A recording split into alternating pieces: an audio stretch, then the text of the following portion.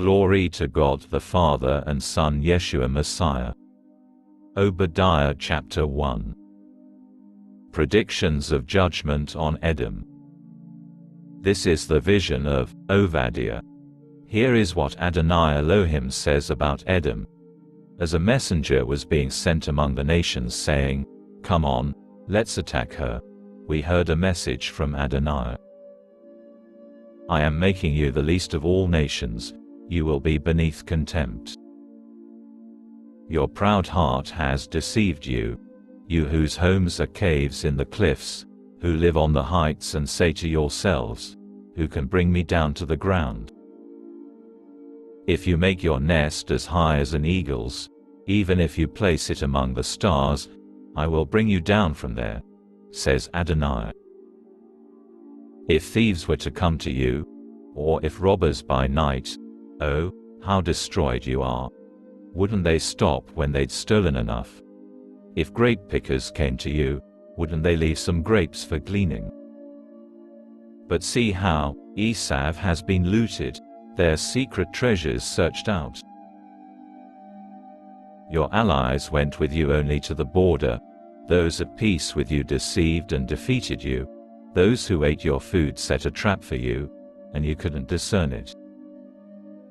When that day comes, says Adonai, won't I destroy all the wise men of Edom and leave no discernment on Mount Esav?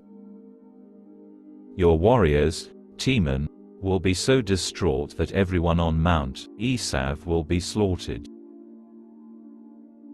Causes of the judgment on Edom. For the violence done to your kinsman Yaakov, shame will cover you, and you will be forever cut off. On that day you stood aside, while strangers carried off his treasure, and foreigners entered his gates to cast lots for Jerusalem. You were no different from them. You shouldn't have gloated over your kinsmen on their day of disaster or rejoiced over the people of Yehuda on their day of destruction. You shouldn't have spoken arrogantly on a day of trouble, or entered the gate of my people on their day of calamity. No, you shouldn't have gloated over their suffering on their day of calamity or laid hands on their treasure on their day of calamity. You shouldn't have stood at the crossroads to cut down their fugitives or handed over their survivors on a day of trouble. Results of the judgment on Edom. For the day of Adonai is near for all nations. As you did, it will be done to you. Your dealings will come back on your own head. For just as you have drunk on my holy mountain, so will all the nations drink in turn. Yes, they will drink and gulp it down and be as if they had never existed.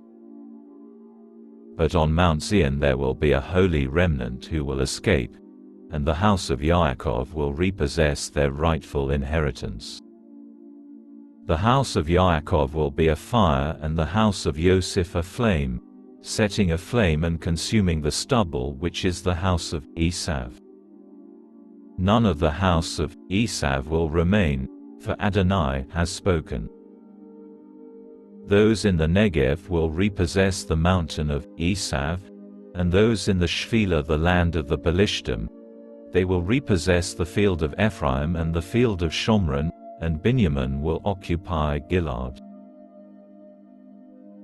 Those from this army of the people of Israel exiled among the Canaanim as far away as Zaphat, and the exiles from Jerusalem in Sfarad, will repossess the cities in the Negev.